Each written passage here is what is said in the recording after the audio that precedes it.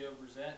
I'm here to talk to you about vehicle operations and our support for the United States Air Force and our roles within the United States Air Force. Our roles within the United States Air Force for support function is home station support, combat support, and our role in our nation's security. So I just briefly told you three main points that we're going to talk about today. So first of all, I'd like to start with the home station support.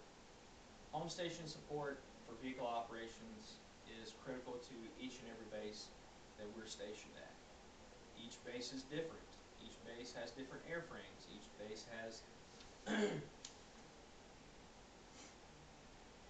different support requests that come through to vehicle operations.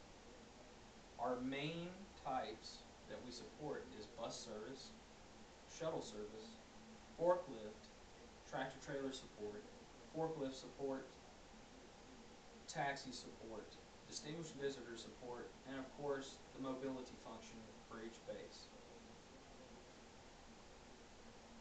When the base deploys, we were right there in the thick of it. We get the cargo to where it needs to go and people to the plane. We are vital to the base moving downrange as quickly as possible. That is vehicle operations goal, is to get people and cargo moved in a fast and efficient manner. That is vehicle operations support in a nutshell at home station.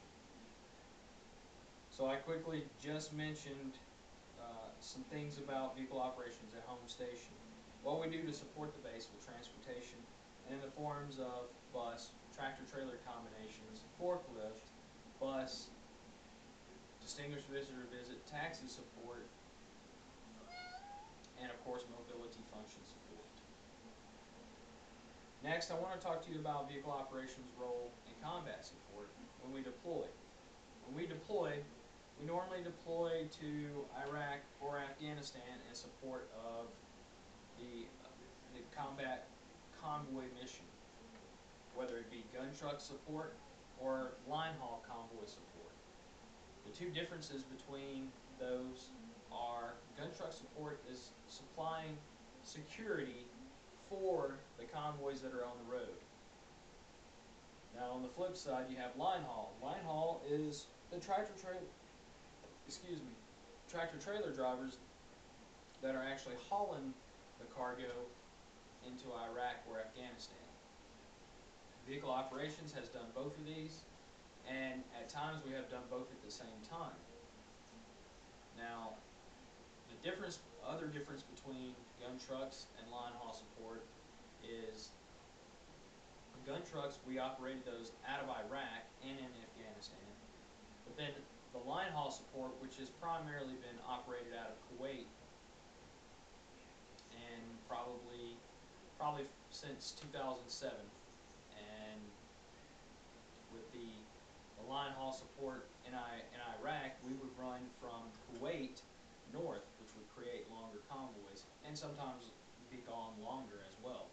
So we wouldn't, the amount of missions that we did was shorter or a lower total than when we did gun truck support. Gun truck support was in Iraq or Afghanistan. It was easier to go back and forth from each forward operating base to resupply them. Now, also along with those two functions in a combat environment, we also provide base support.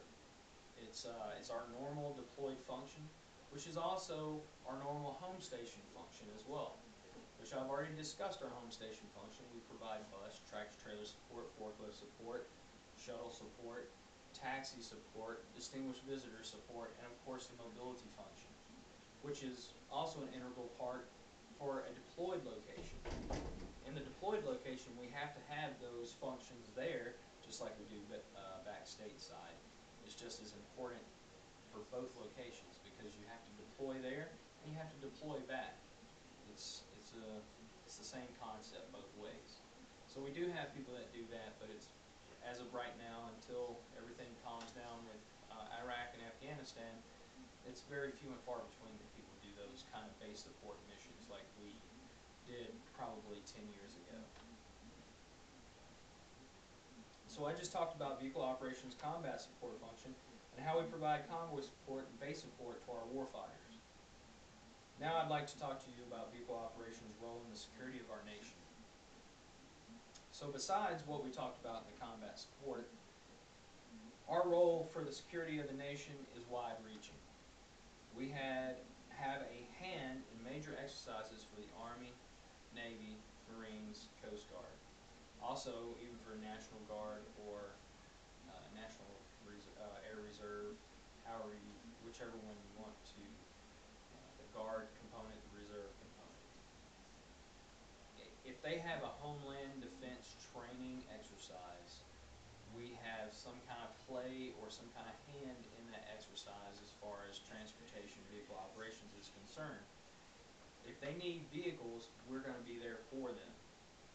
If they need people to stand in, we stood in at an FAA Homeland Defense training course where there was a downed plane by a hijacker, and we provided bodies, we provided a bus driver to evacuate all the casualties from the airfield at one point. We also did some field training with Army guys that were doing Homeland Defense training for low risk, low threat areas, and what they would do to support that in a time of Homeland Defense.